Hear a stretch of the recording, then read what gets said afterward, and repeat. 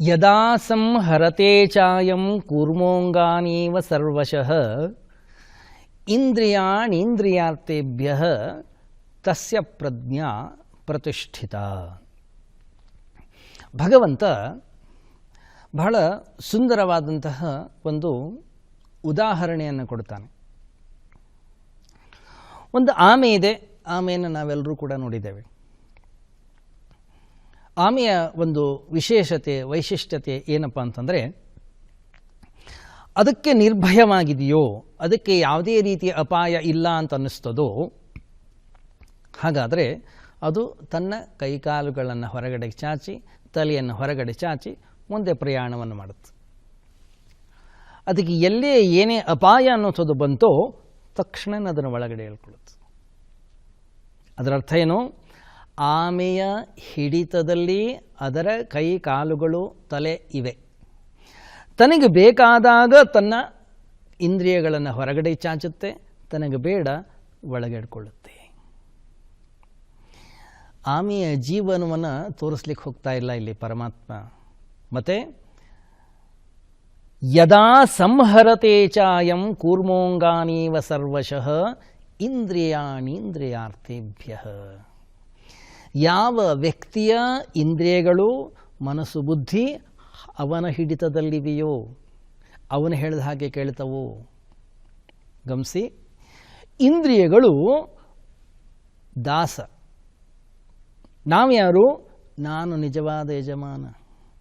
ನಾನು ಹೇಳಿದಾಗೆ ನನ್ನ ಶರೀರ ಕೇಳಬೇಕು, ನಾನು ಹೇಳಿದಾಗೆ ನನ್ನ ಇಂದ್ರಿಯಗಳು ಕೇಳಬೇಕು, ನಾನು ಹೇಳಿದಾಗೆ ನನ್ನ ಮನಸ್ಸು ಬುದ್ಧಿಗಳು ಕೇಳಬೇಕು. ಆದರೆ ಏನಾಗಿದೆ ಜೀವನದಲ್ಲಿ ಸಮಸ್ಯೆ ಎಲ್ಲ ಉಲ್ಟಾ ಆಗಿಬಿಟ್ಟಿದೆ. ಇಂದ್ರಿಯಗಳು ಹೇಗೆ ಹೇಳ್ತವೆ ಆ ರೀತಿಯಲ್ಲಿ ನಾವು ಕೇಳಬೇಕಾಗಿದೆ. ಶರೀರ ಏನು ಹೇಳುತ್ತೆ ಅದನ್ನು ನಾವು ಕೇಳಬೇಕಾಗಿದೆ. ಮನಸ್ಸು ಬುದ್ಧಿ ಏನು ಹೇಳುತ್ತೆ ಅದನ್ನು ನಾವು ಕೇಳಬೇಕಾಗಿದೆ. ಮನಸ್ಸು ಏನೋ ಬಯಸುತ್ತದೆ, ಶರೀರ ಅದಕ್ಕೆ ಸಹಕಾರವನ್ನೇ ಕೊಡೋದಿಲ್ಲ. ಅಥವಾ ಶರೀರ ಇನ್ನೇನೋ ಮಾಡಲಿಕ್ಕೆ ಬಯಸ್ತದೆ, ಮನಸ್ಸು ಅದಕ್ಕೆ ಸಹಕಾರವನ್ನು ಕೊಡೋದಿಲ್ಲ. ಹಾಗಾದರೆ ಯಾರನ್ನು ಸ್ಥಿತಪ್ರಜ್ಞ ಕರೆಯೋದು? ಯಾವ ವ್ಯಕ್ತಿಯ ಇಂದ್ರಿಯ ಮನಸ್ಸು ಬುದ್ಧಿಗಳು ಅವನ ಹಿಡಿತದಲ್ಲಿವೆಯೋ, ಅವನಿಚ್ಛೆಯಂತೆ ನಡೀತವೋ. ಗಮನಿಸಿ, ಎಷ್ಟೆಷ್ಟೋ ವರ್ಷಗಳಿಂದ ಸಾಧನೆಯನ್ನು ನಾವು ಕೂಡ ಮಾಡ್ತಾ ಇರ್ತೀವಿ. ಒಂದು ಕಡೆಗೆ ಶಾಂತವಾಗಿ ಕೂತ್ಕೊಳ್ತೀವಿ, ಕಣ್ಣು ಮುಚ್ಕೊಂಡು. ನನ್ನ ಶರೀರ ಇಲ್ಲೇ ಇದೆ, ಯಾಕಂದರೆ ಸ್ಥೂಲವಾಗಿದೆ. ನನ್ನ ಇಂದ್ರಿಯಗಳು ಇಲ್ಲೇ ಇದೆಯಾ? ನನ್ನ ಮನಸ್ಸು ಇಲ್ಲೇ ಇದೆಯಾ? ನಾನು ಏನು ಚಿಂತನೆಯನ್ನು ಮಾಡಲಿಕ್ಕೆ ಹೊರಟಿದ್ದೀನಿ, ಏನು ಜಪವನ್ನು ಮಾಡಲಿಕ್ಕೆ ಹೊರಟಿದ್ದೀನಿ, ಅಥವಾ ಏನು ಪೂಜೆ ಏನು ತಪಸ್ಸನ್ನು ಮಾಡಲಿಕ್ಕೆ ಹೊರಟಿದ್ದೀನಿ, ನನ್ನ ಮನಸ್ಸು ಅಲ್ಲೇ ಇದೆಯಾ? ಅಥವಾ ನನ್ನ ಮನಸ್ಸು ಇನ್ನೆಲ್ಲೋ ಸುತ್ತಾಡ್ತಾ ಇದೆಯಾ? ಹೊರಗಡೆಯ ಜಗತ್ತಿನಲ್ಲಿ, ಯಾವುದೋ ವಿಷಯಗಳಲ್ಲಿ, ವಸ್ತುಗಳಲ್ಲಿ ಅಲ್ವಾ? ಗಮನಿಸಿ, ಸಾಧನೆ ಅನ್ನುವಂಥದ್ದು ಅತ್ಯಂತ ವೈಯಕ್ತಿಕವಾಗಿರ್ತಕ್ಕಂಥದ್ದು. ಅತ್ಯಂತ ವೈಯಕ್ತಿಕ. ಎಂತೆಂಥ ದೊಡ್ಡ ದೊಡ್ಡ ಸಂತರಾಗಿ ಹೋದರು ಈ ಜಗತ್ತಿನಲ್ಲಿ. ಒಬ್ಬ ಬಹಳ ಅದ್ಭುತಳಾಗಿರ್ತಕ್ಕಂಥ ಒಬ್ಬ ಮಹಿಳೆ ಸಂತಳಾಗಿ ಹೋದಳು. ಮದುವೆ ಮಾಡಿಕೊಟ್ಟಿದ್ರು. ಮಾವನ ಮನೆಗೆ ಹೋಗ್ತಾಳೆ. ಮಾವನ ಮನೆಗೆ ಹೋದಾಗ ಅಲ್ಲಿ ಮನೆಯ ಎದುರುಗಡೆಗೆ ರಂಗೋಲಿಯನ್ನು ಬಿಡಿಸ್ತಾ ಇರ್ತಾಳು. ರಂಗೋಲಿಯನ್ನು ಬಿಡಿಸ್ತಾ ಇರಬೇಕಾದ್ರೆ ಯಾರೋ ಒಬ್ಬರು ಬಂದು ಕೇಳ್ತಾರೆ, ಏನಮ್ಮ ಗೌಡ್ರು ಒಳಗಡೆ ಇದ್ದಾರಾ, ಯಜಮಾನರು ಒಳಗಿದ್ದಾರಾ? ರಂಗೋಲಿ ಬಿಡಿಸ್ತಾ ಇರ್ತಕ್ಕಂಥವಳು ಅವಳು ಹೇಳ್ತಾಳೆ, ಇಲ್ಲ, ಅವರು ಮನೆಯಲ್ಲಿಲ್ಲ, ಅವರು ಮಾರ್ಕೆಟಿಗೆ ಹೋಗಿದ್ದಾರೆ. ಬೆಳಗಿನ ಜಾವ 7 ಗಂಟೆ. ಆಗ ತಾನೇ ಸ್ನಾನ ಮಾಡಿ ಮಾವ ಪೂಜಾ ಕೋಣೆಗೆ ಹೋಗಿದ್ದಾನೆ. ಒಳಗೆ ಬಂದ್ಲು. ಒಳಗೆ ಬಂದ ಕೂಡಲೇ ಮಾವ ಪೂಜೆಯನ್ನು ಮುಗಿಸ್ಕೊಂಡು ಹೊರಗೆ ಬಂದ. ಯಾರಮ್ಮ, ಯಾರು ಬಂದಿದ್ದು ಅಂದರು. ಇಲ್ಲ, ಇಂಥವ್ರು ಬಂದಿದ್ದರು, ನಿಮ್ಮನ್ನು ಕೇಳಿದರು. ಏನು ಹೇಳಿದೆ? ಇಲ್ಲ ಅಂತ ಹೇಳಿದೆ. ನಾನು ಇಲ್ಲೇ ಇದ್ದೀನಲ್ಲ. ಇಲ್ಲ ಮಾವಯ್ಯ, ನೀವು ಚಪ್ಪಲಿ ಅಂಗಡಿಗೆ ಹೋಗಿದ್ರಿ, ಯಾವ ಚಪ್ಪಲಿಯನ್ನು ತೆಗೆದುಕೊಳ್ಬೇಕು ಅಂತ ಹೇಳಿ ನೀವು ಚಿಂತನೆಯನ್ನು ಮಾಡ್ತಾಯಿದ್ರಿ, ನೀವು ಪೂಜಾ ಕೋಣೆಯಲ್ಲಿ ಇರಲಿಲ್ಲ. ಗಮನಿಸಿ, ಎಷ್ಟೋ ಬಾರಿ ನಮ್ಮ ಶರೀರ ಒಂದು ಕಡೆಗಿರುತ್ತೆ, ನಮ್ಮ ಮನಸ್ಸು ಮತ್ತೊಂದು ಕಡೆಗಿರುತ್ತೆ. ಪೂಜ್ಯ ಗುರುದೇವ್ ಸ್ವಾಮಿ ಚಿನ್ಮಯಾನಂದ ಹೇಳೋರು ಯಾವಾಗಲೂ ಕೂಡ ಏನದು, ಎಲ್ಲಿ ಶರೀರ ಕೆಲಸ ಮಾಡ್ತಾ ಇದೆಯೋ ಅಲ್ಲೇ ಮನಸ್ಸಿರಬೇಕು. ಎರಡೂ ಒಂದೇ ಸರಳ ರೇಖೆಯಲ್ಲಿರಬೇಕು. ಯಾವಾಗ ಸಾಧ್ಯ ಅದು? ಯಾವಾಗ ವ್ಯಕ್ತಿಗೆ ತನ್ನ ಇಂದ್ರಿಯ ಮತ್ತು ತನ್ನ ಮನಸ್ಸು ಬುದ್ಧಿಗಳ ಮೇಲೆ ಹಿಡಿತವಿರುತ್ತೋ ಆವಾಗ ಮಾತ್ರ ಸಾಧ್ಯ, ಇಲ್ಲದೆ ಹೋದರೆ ಸಾಧ್ಯವಿಲ್ಲ. ಅದಕ್ಕೆ ಪರಮಾತ್ಮ ಇಲ್ಲಿ ಆಮೆಯ ಉದಾಹರಣೆಯನ್ನು ಕೊಟ್ಟಿದ್ದಾನೆ. ಯಾವ ವ್ಯಕ್ತಿಯ ಇಂದ್ರಿಯಗಳು ಅವನು ಹೇಳಿದ ಹಾಗೆ ಕೇಳುತ್ತವೆ. ಗಮನಿಸಿ, ಸಣ್ಣ ಸಣ್ಣ ಕೆಲವು ಪ್ರಯೋಗಗಳನ್ನು ಮಾಡಿ ನೋಡಬೇಕಾಗುತ್ತೆ ನಾವು ನಮ್ಮ ಜೀವನದಲ್ಲಿ. ಏನದು? ರಾತ್ರಿ ಮಲಗುತ್ತೀನಿ ನಾನು, ಬೆಳಿಗ್ಗೆ ನಾನು 5 ಗಂಟೆಗೆ ಹೇಳ್ತೇನೆ. ನಾನೇನೋ ಸಂಕಲ್ಪ ಮಾಡಿ ಮಲಗುತ್ತೀನಿ, ಆದರೆ ಕೊನೆಯ ಸಂಕಲ್ಪ ಏನಿರುತ್ತೆ? 5 ಗಂಟೆಗೆ ಎದ್ದು ಮಾಡೋದು ಏನಿದೆ? 6 ಗಂಟೆಗೆ ಎದ್ದರೆ ಆಯಿತು. ಗಮನಿಸಿ, ನಾವು ಏನೇನೋ ಸಂಕಲ್ಪಗಳನ್ನು ಮಾಡ್ತೀವಿ. ನನ್ನ ಶರೀರವೇ ಸಹಕಾರ ಕೊಡೋಲ್ಲ ನನಗೆ, ನನ್ನ ಮನಸ್ಸೇ ನನಗೆ ಸಹಕಾರವನ್ನು ಕೊಡೋಲ್ಲ. ಆಮೇಲೆ ಕಾಲ ಮೀರಿ ಹೋದ ಮೇಲೆ ಬಹಳಷ್ಟು ಪಶ್ಚಾತ್ತಾಪ ಪಡ್ತೀವಿ. ಹಾಗೆ ಮಾಡಬಾರ್ದಿತ್ತು, ನಾನು ಅಷ್ಟು ಸೋಮಾರಿತನ ಬೇಡಿತ್ತು, ಸ್ವಲ್ಪ ಬೇಗ ಎದ್ದು ನನ್ನ ಒಂದಿಷ್ಟು ಪ್ರಯತ್ನಗಳನ್ನು ಮಾಡಬಹುದಿತ್ತೇನೋ ಅಂಥೇಳಿ ಬಹಳಷ್ಟು ಪ್ರಾಯಶ್ಚಿತ್ತವನ್ನು ಪಡ್ತೀವಿ, ಪಶ್ಚಾತ್ತಾಪವನ್ನು ಪಡ್ತೀವಿ. ನಾವು ಏನು ತೋರಿಸ್ತದಿದು? ಇದು ಇಷ್ಟೇ ತೋರಿಸುತ್ತೆ. ಏನದು? ನಮ್ಮ ಅಸಮರ್ಥತೆಯನ್ನು. ಏನದು? ನನಗೆ ನನ್ನ ಇಂದ್ರಿಯ ಮನಸ್ಸು ಬುದ್ಧಿಗಳ ಮೇಲೆ ಹಿಡಿತವಿಲ್ಲ. ಹೌದಾ? ಗಮನಿಸಿ, ಸಣ್ಣ ಸಣ್ಣ ಘಟನೆಗಳು ನಮ್ಮ ಮೇಲೆ ಎಷ್ಟೊಂದು ಪರಿಣಾಮವನ್ನು ಬೀರುತ್ತವೆ. ಯಾರೋ ಹೇಳಿದ ಒಂದು ಮಾತು ನನ್ನ ಅಂತಃಕರಣದಲ್ಲಿ ಅಲ್ಲೋಲ ಕಲ್ಲೋಲವನ್ನು ಉಂಟು ಮಾಡುತ್ತದೆ. ಅದರ ಅರ್ಥ ಏನು? ನನ್ನ ಮನಸ್ಸು ನನ್ನ ಹತ್ರ ಇಲ್ಲ, ಮತ್ತೊಬ್ಬರು. ಸಾಮಾನ್ಯವಾಗಿ ನಾವು ಟಿ ವಿ ಎಲ್ಲ ನೋಡುವಾಗ ಏನು ಮಾಡ್ತೀವಿ? ರಿಮೋಟ್ ನಮ್ಮ ಹತ್ರ ಇಟ್ಕೊಂಡಿರ್ತೀವಿ, ಇಲ್ಲಿ ಬಟನ್ ಚೇಂಜ್ ಮಾಡ್ತೀವಿ, ಅಲ್ಲಿ ಚಾನಲ್ ಅನ್ನೋಂಥದ್ದು ಚೇಂಜ್ ಆಗ್ತದೆ. ಹೌದಲ್ಲ? ಹಾಗೆ ನಮ್ಮ ಜೀವನದಲ್ಲಿಯೂ ಕೂಡ ಅಷ್ಟೇ. ನಮ್ಮ ರಿಮೋಟ್ ಬೇರೆಯವ್ರ ಹತ್ರ ಇದೆ, ಅವ್ರು ಒತ್ತುತ್ತಾರೆ, ಸ್ವಲ್ಪ ನಗಿ ನೋಡೋಣ, ನಾವು ನಗ್ಲಿಕ್ಕೆ ಶುರು ಮಾಡ್ತೀವಿ. ಸ್ವಲ್ಪ ಅಳ್ತೀರಾ, ನಾವು ಅಳ್ಲಿಕ್ಕೆ ಶುರು ಮಾಡ್ತೀವಿ. ಸ್ವಲ್ಪ ಕೋಪ ಮಾಡ್ಕೊಳ್ತೀರಾ, ಕೋಪ ಮಾಡ್ಕೊಳ್ಳಿಕ್ಕೆ ಶುರು ಮಾಡ್ತೀವಿ. ಅದರ ಅರ್ಥ ಏನು? ದಾಸರೋ ನಾವೆಲ್ಲ ಶುನಕ ನಂದದಿ ಜಗದ ವಾಸನೆಗಳೆಳೆತಕ್ಕೆ ದಿಕ್ಕು ದಿಕ್ಕಿನಲಿ, ಪಾಶಗಳು ಹೊರಗೆ ಕೊಂಡಿಗಳು ನಮ್ಮೊಳಗಿಹವು.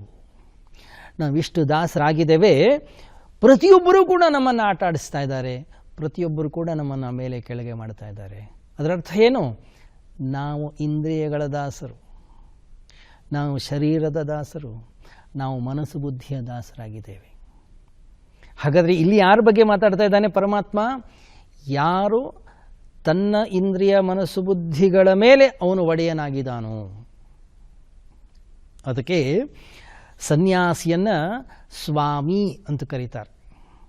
ಏನು ಸ್ವಾಮಿ? ಯಾರ್ದೂ ಒಡೆಯನಲ್ಲ ಅವನು. ಮತ್ತು ತನ್ನ ಇಂದ್ರಿಯ ಮನಸ್ಸು ಬುದ್ಧಿಗಳ ಮೇಲೆ ಯಾರು ಹಿಡಿತವನ್ನು ಸಾಧಿಸಿದಾನೋ ಅಂಥವನನ್ನು ಸ್ವಾಮಿ ಅಂತ ಕರೀತಾರೆ, ಅಂಥವನನ್ನು ಒಡೆಯ ಅಂತ ಕರೀತಾರೆ, ಅಂಥವನನ್ನು ಸ್ಥಿತಪ್ರಜ್ಞ ಅಂತ ಹೇಳಿ ಕರೀತಾರೆ. ಹೌದಾ? ಆದ್ದರಿಂದ ಇಂದ್ರಿಯಗಳ ಮೇಲಿನ ಹತೋಟಿ, ಮನಸ್ಸು ಬುದ್ಧಿಯ ಮೇಲಿನ ಹತೋಟಿ ಬಹಳ ದೊಡ್ಡದಾಗಿರ್ತಕ್ಕಂತಹ ಸಾಧನೆ. ಯಾವಾಗ ವ್ಯಕ್ತಿ ಇಂದ್ರಿಯಗಳ ಮೇಲೆ ಹತೋಟಿಯನ್ನು ಸಾಧಿಸ್ತಾನೋ ಅಲ್ಲ. ಗೌತಮ ಬುದ್ಧನ ಬಳಿ ಒಬ್ಬ ಬಂದು ಕೇಳ್ತಾನಂತೆ, ಯಾರಾದರೂ ಹೋದ್ರ ಈಚೆಗೆ ನಡ್ಕೊಂಡು ಹೋದ್ರ? ಅವನಂತಾನೆ, ಹೌದು, ಯಾರು ಹೋದರು. ಗಂಡಸು ಹೆಂಗಸವರು? ಬುದ್ಧ ಹೇಳ್ತಾನಂತೆ, ನೀವೊಂದು 20 ವರ್ಷದ ಮುಂಚೆ ಬರಬೇಕಿತ್ತು.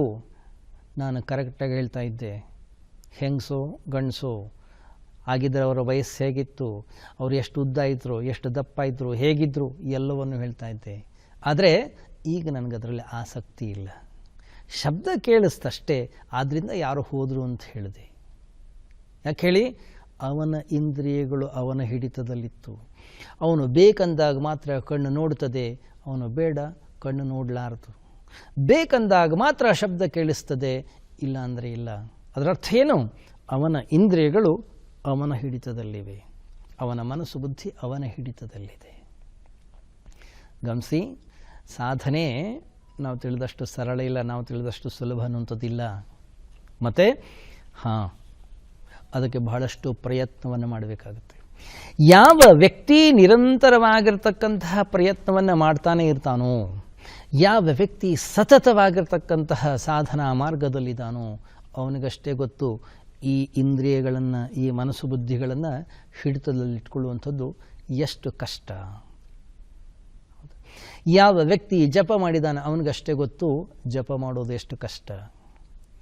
ನಿಜ, ಏನನ್ನೇ ಹೊಸದನ್ನಾಗಿ ಮಾಡಲಿಕ್ಕೆ ಹೋಗಲಿ ನಮ್ಮ ಇಂದ್ರಿಯ ಮನಸ್ಸು ಬುದ್ಧಿಗಳು ಸಹಕಾರವನ್ನು ಕೊಡೋದಿಲ್ಲ. ಅದರಲ್ಲೂ ಈ ಆಧ್ಯಾತ್ಮಿಕ ಈ ಸಾಧನಾ ಮಾರ್ಗದ ಕಡೆಗೆ ಏನು ನಾವು ಪ್ರಯತ್ನವನ್ನು ಮಾಡಲಿಕ್ಕೆ ಶುರು ಮಾಡ್ತೀವಿ, ಮೊದಲು ಸಹಕಾರವನ್ನು ಕೊಡೋದಿಲ್ಲ ಅದು. ಯಾಕೆ ಹೇಳಿ? ಯಾಕೆಂದರೆ ಎಲ್ಲರಿಗೂ ಸ್ವಾತಂತ್ರ್ಯ ಬೇಕು. ನಾನು ಮಾಡ್ತಕ್ಕಂಥ ಪೂಜೆ, ನಾನು ಮಾಡ್ತಕ್ಕಂತಹ ಭಜನೆ, ನಾನು ಮಾಡ್ತಕ್ಕಂತಹ ಜಪ, ನಾನು ಮಾಡ್ತಕ್ಕಂತಹ ಏನೇ ಸಾಧನೆ, ಅವುಗಳನ್ನು ಕಟ್ಟಿ ಹಾಕುವ ಒಂದು ಪ್ರಕ್ರಿಯೆ. ಆದ್ದರಿಂದ ಪ್ರತಿಯೊಬ್ಬ ಸಾಧಕನಿಗೂ ಕೂಡ ಅಷ್ಟೇ ಈ ಸಾಧನೆಯನ್ನು ಮಾಡುವಾಗ ಅವನ ಇಂದ್ರಿಯಗಳೇ ಮೊದಲು ಪ್ರತಿಭಟಿಸ್ತವೆ, ಅವನ ಮನಸ್ಸೇ ಪ್ರತಿಭಟಿಸ್ತದೆ, ಅವನ ಶರೀರ ಅವನಿಗೆ ಸಹಕಾರವನ್ನು ಕೊಡೋದಿಲ್ಲ. ನೋಡಿ, ನೀವು 10 ನಿಮಿಷ ಒಂದೇ ಆಸನದಲ್ಲಿ ಕೂತ್ಕೊಳ್ತೀನಿ, ಪ್ರಯತ್ನ ಮಾಡಿ, ಶರೀರ ಸಹಕಾರ ಕೊಡೋದಿಲ್ಲ. ಒಂದು ವೇಳೆ ಅದನ್ನು ನಾನು ಸಿದ್ಧಿಸಿಕೊಂಡೋ, ಹಾಗಾದರೆ ಅದು ನಮ್ಮ ಸಾಧನೆ. ಮನಸ್ಸು 1 ನಿಮಿಷ ಒಂದು ಕಡೆಗೆ ಸ್ಥಿರವಾಗಿ ನಿಲ್ಲೋದಿಲ್ಲ, ಅದು ಬೇರೆ ಬೇರೆ ಬೇರೆ ಬೇರೆ ವಿಷಯಗಳನ್ನು ಅರಿಸ್ಕೊಂಡು ಹೋಗ್ತಾನೆ ಇರುತ್ತೆ. ಅಂತಹ ಹರಿದು ಹೋಗ್ತಾ ಇರತಕ್ಕಂಥ ಮನಸ್ಸನ್ನು ಪ್ರಯತ್ನದ ಮೂಲಕ ಒಂದು ವೇಳೆ ನಾನು ಸ್ಥಿರವಾಗಿ ಒಂದು ಕಡೆಗೆ ನಿಲ್ಲಿಸಿಕೊಡ್ತೇನೋ, ಹಾಗಾದರೆ ಅದಕ್ಕೆ ಹೆಸರು ಸಾಧನೆ, ಅದಕ್ಕೆ ಹೆಸರು ತಪಸ್ಸು. ಆದ್ದರಿಂದ ಯಾವ ವ್ಯಕ್ತಿ ಇಂದ್ರಿಯಗಳ ಮೇಲೆ ಹತೋಟಿಯನ್ನು ಸಾಧಿಸಿದಾನೋ, ಯಾವ ವ್ಯಕ್ತಿ ಶರೀರದ ಮೇಲೆ ಹತೋಟಿಯನ್ನು ಸಾಧಿಸಿದಾನೋ, ಯಾವ ವ್ಯಕ್ತಿ ಹೇಳಿದ ಹಾಗೆ ಅವನ ಮನಸ್ಸು ಬುದ್ಧಿ ಅನ್ನುವಂಥದ್ದು ಕೇಳ್ತದೋ, ಅಂಥವನಿಗೆ ನಾವು ಶರಣಾಗ್ತೀವಿ, ಅಂಥವನಿಗೆ ನಾವು ನಮಸ್ಕರಿಸ್ತೇವೆ, ಅಂಥವನನ್ನು ಸ್ವಾಮಿ ಅಂತ ಹೇಳಿ ಕರಿತೀವಿ, ಅಂಥವನನ್ನು ನಾವು ಮಹಾತ್ಮ ಅಂತ ಹೇಳಿ ಕರಿತೀವಿ. ಯಾಕೆ? ಅದು ಅಷ್ಟು ಸರಳವಲ್ಲ. ಮನಸ್ಸಿಗೆ ಸುಖ, ಮನಸ್ಸಿಗೆ ಖುಷಿ, ಇಂದ್ರಿಯಗಳಿಗೆ ತೃಪ್ತಿಯನ್ನು ಕೊಡ್ತಕ್ಕಂಥ ಯಾವುದೋ ಒಂದು ವಸ್ತು ಹೋದರೆ ಸಾಕು, ಒಂದು ವಿಷಯ ಹೋದರೆ ಸಾಕು, ಅದರಿಂದ ಓಡಿ ಹೋಗ್ತಾ ಇರ್ತೀವಿ ನಾವು. ಅಷ್ಟು ದುರ್ಬಲರು ನಾವು. ಆದ್ದರಿಂದ ಪರಮಾತ್ಮ ಎಷ್ಟು ಸ್ಪಷ್ಟಪಡಿಸ್ತಾ ಇದ್ದ ನೋಡಿ ಇಲ್ಲಿ. ಆಮೆಯ ಹಾಗೆ ತನಗೆ ಬೇಕಾದಾಗ ಮಾತ್ರ ಇಂದ್ರಿಯಗಳನ್ನು ಹೊರಗೆ ತೆಗೀತದೆ, ತನಗೆ ಬೇಡ ಒಳಗಡೆ ಹೇಳ್ಕೊಳ್ತದೆ. ಹೌದಾ? ಅದಕ್ಕೆ ನಾನು ಆಧ್ಯಾತ್ಮಿಕವಾದಂತಹ ಸಾಧನೆ ದಾರಿಯಲ್ಲಿ ನಾನು ಮುಂದುವರೆದಿದ್ದೀನೋ ಇಲ್ವೋ ಹೇಗೆ ಗೊತ್ತಾಗುತ್ತೆ ನನಗೆ? ಅದಕ್ಕೆ ಬೇರೆ ಯಾವ ಪರೀಕ್ಷೆಯ ಅವಶ್ಯಕತೆ ಇಲ್ಲ. ಮತ್ತು ಪರಮಾತ್ಮನೇ ಜಗತ್ತಿನ ವ್ಯವಸ್ಥೆಯನ್ನು ಮಾಡಿದ್ದಾನೆ. ಇಲ್ಲಿ ನಾನಾ ಥರದ ಚಿತ್ರ ವಿಚಿತ್ರವಾದಂತಹ ಘಟನೆಗಳು ಘಟಿಸ್ತವೆ. ಆ ಎಲ್ಲ ಘಟನೆಗಳು ಘಟಿಸುವಾಗ ನನ್ನ ಇಂದ್ರಿಯಗಳು ವಿಚಲಿತವಾಗಲಿಲ್ವೋ, ನನ್ನ ಮನಸ್ಸು ಬುದ್ಧಿ ವಿಚಲಿತವಾಗಲಿಲ್ವೋ, ಮನಸ್ಸು ಶಾಂತವಾಗಿದೆಯೋ, ಹಾಗಾದರೆ ಅವನಿಗೆ ಹೆಸರು ಸ್ಥಿತಪ್ರಜ್ಞ, ಅವನಿಗೆ ಹೆಸರು ಸಂತ, ಅವನಿಗೆ ಹೆಸರು ಸನ್ಯಾಸಿ.